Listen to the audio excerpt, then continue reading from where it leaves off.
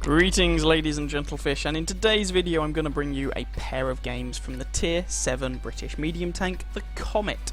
We're going to go for two extremes here. This first game is going to be top tier game, the second game is going to be a bottom tier game. So, this is Muravanka, former home to the Magic Forest, before the Magic Forest got a bit of a revamp. Like I said, we're top tier, so this is a tier 7 game, and this is actually a fairly respectable map for this tank. There are a reasonable number of places where you can use your gun depression.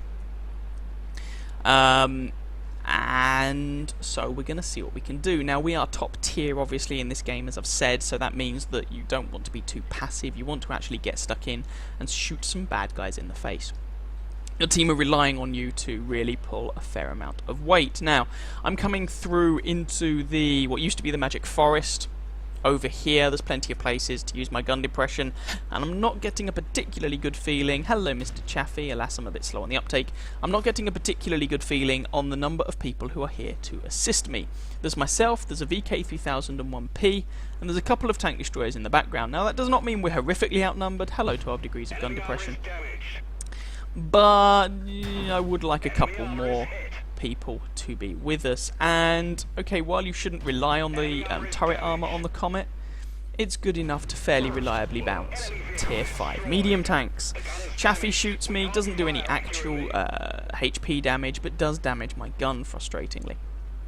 Anyway, we have the first kill of the game, picking on some poor bottom tier medium tank. Was that a particularly fair engagement? No, which is exactly how engagements should be. Chaffee here fighting off against RVK. However, RVK has got himself into a bad position where he can be shot by other members of the enemy team. I can't really go forward to help him very much. The best I can do is put some shots into some of the guys who are trying to shoot him.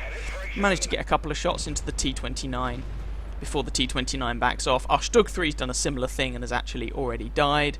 And now the Chaffee, if I'd paid attention, is actually pulling around to deal with our VK. Oh dear, but I'm a bit slow on the uptake. I didn't notice that at the time. I didn't realise that our VK was going to go to a better place. So the scoreline is 1-3. And I have lost everybody here who was giving me immediate support. Now, there is one T-25/2 Tier 7 American tank destroyer behind me. He is going to be an absolute rock star. And he is the only reason that I haven't already run away from this flank, because if I run away, nobody is still spotting this, the forest, and the enemy team can just run riot and kill our tank destroyers and all that jazz. So I put a shot into the Chaffee, and the T-25 polishes him off, and I'm just backing off to force this T-29 to come around so that our T-25 can work him over. You know, I'm doing to this guy what his team did to our VK and Stug 3, essentially. That was never going to be an effective shot. I don't even know why I bothered, and I'm being outflanked by a Jumbo. So I'm kind of preoccupied at the moment, trying not to get killed by these guys, and trying to use my 12 degrees of gun depression to bully the ever-loving hell out of them. Put a nice shot into the Wolverine, and in case you hadn't noticed, our T-25-2 just slammed the T-29 and killed him. Now, that Su-85 wanted my flank. I do not want him to have my flank. Both of these guys I'm facing off against, these American tanks, look like they're using 76mm guns. My turret, if I use all of my wonderful gun depression, my turret should be able to deflect 130 odd penetration from those guns, most of the time. Right, here are the fellows in question. Wolverine, I put one shot in. Jumbo just damages my tracks. I don't really want to poke out there again because they know I'm here. They'll just be pre-aimed. They'll just shoot the ever-loving hell out of me. But I was going to come down this slope to... Oh, no, there we go. If I can come down that slope a bit, I can hopefully finish off the Wolverine. But I take a bit of a risk coming over here. Take a shot from my troubles, but polish off that Wolverine. Scoreline is now 9-7. And hello, gun depression. Might be 12 degrees, but it's not quite enough to shoot that T-25. Now, we do of course also have artillery, as does the enemy team, but thankfully in this match their artillery appears to have left me alone. Hello T-25, put a shot into his turret. I do not want to sit there and aim because that guy can then shoot me. There's another one into his turret, and I do not want that to be the case. The turret on the T-25 is okay, but it's nothing special. Some of these shots are maybe a little bit lucky. So I've snapshotted this guy down to, well, now he's a one-shot, and I can take a shot from him now, and that will be worth killing him, as indeed I do, although he takes out my gunner, who I have to put back in. And so now I'm facing off against this Jumbo, but remember the T-25 I have supporting me. Yeah, he has now distracted the Jumbo, and that shot was never going to penetrate, don't even know why I went for it. And the T-25 finishes the Jumbo off. So I thank the guy, because damn, without him I'd have been kind of screwed. And now it's just an E-25 and an Su-122A artillery piece. Now it's just the E-25 remaining, and we've got this covered. After a frantic little bit of toing and froing and killing things, and between us, myself and the T-25 essentially held the forest against all the enemy tanks who were there. And if you start wondering how many tanks there were, between us we have 7 kills, which is about half the enemy team. So it appears that between the two of us we held off half of the enemy team, which I think is none too shabby. That's quite a nice achievement in my books. Can we kill the E-25? No! Remember that T-25? He got the kill. Well, I can't really begrudge him that. And we almost cap as well. So that ended up being quite a nice game, all things considered. But we were top tier. You know, that's the sort of thing that you can expect from a top tier comic. But let's go and have a look at how we did anyway. So this ended up being first class mastery, spotter, fire for effect, bruiser, and a high caliber award, which is nice. Like I said, the top tier comic should do fairly well. 1,181 base experience, 2,378 damage, and 3 kills, which is not too shabby. That puts us fairly easily at the top of XP and damage. Oh no, we were technically at the top on damage, but the T-25-2, who was giving us some support, did a similar amount of damage. But because we were doing spotting as well, we got more XP than him. Speaking of spotting, 1,604 assistance damage, 23 shots fired, 19 hits, 19 pens, 8 hits received, of which 3 penned, 5 didn't, blocked 570 damage with our armour, spotted 4 enemy vehicles. A nice game all over. We were running a premium account at the time, so that was 37,500 credits profit. That would have been a 22, basically, 1,000 credit profit without the premium account. So, not a shabby result at all. So here we go with game number 2. We're bottom tier now. We are no longer top dog, which is where the Comet really likes to be. And this is the reason that a lot of people don't like the Comet, or one of the reasons a lot of people don't like the Comet. They think that when it's bottom tier, it's essentially just cannon fodder. I disagree. So, we are here on Mines, which is quite a small map. It's an encounter game on Mines, and as I said, it's a tier 9 game, so we're bottom tier.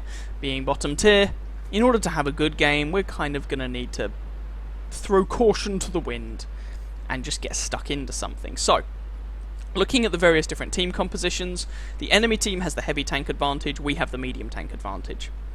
That means go hill. If we can take the hill, we will have an excellent advantage over the enemy team. We have more faster tanks, so we should be able to take the hill. And we also have the north spawn, from which it is usually easier to claim the hill. So that's what I'm doing.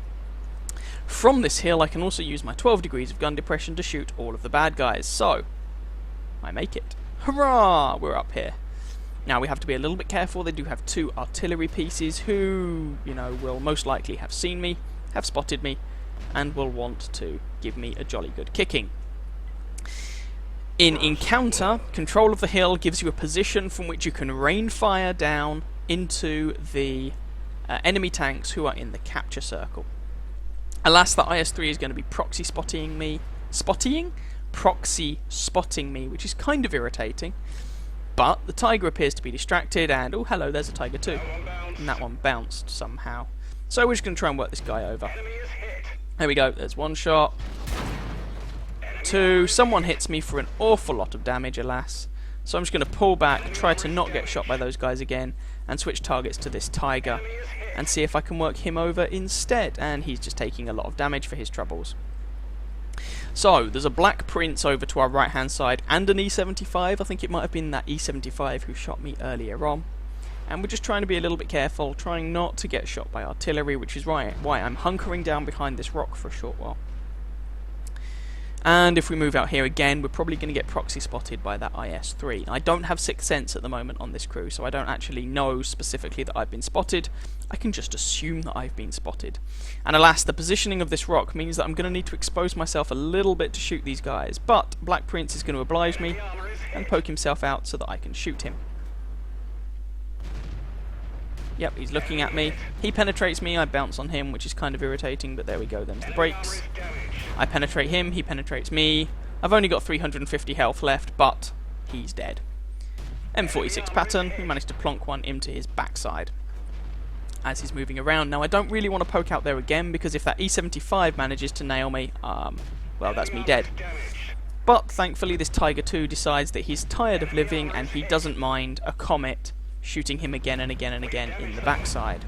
Don't really understand it myself, but hey, I'm not going to object.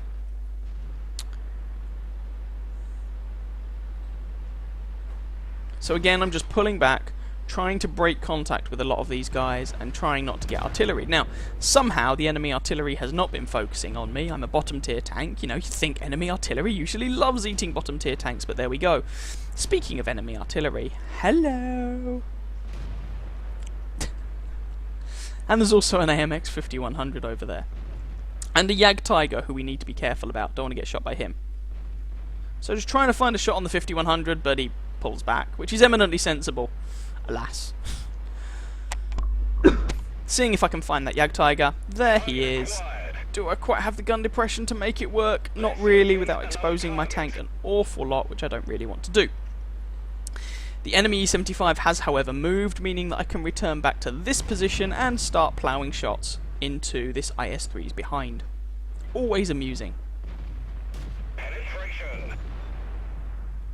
And the rate of fire of the Comet here is just giving this guy problems, but I'm not going to sit there because I don't want to be shot by the IS-3 in return. He would probably kill me.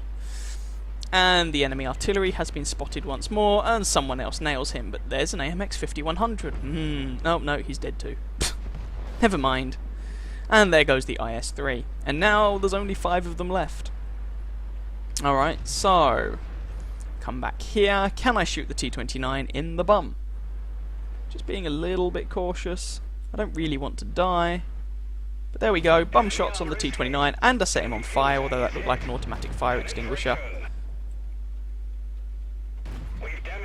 And it looks like he's going to try and look at me, so let's just go and shoot someone else. T-29 is indeed dead.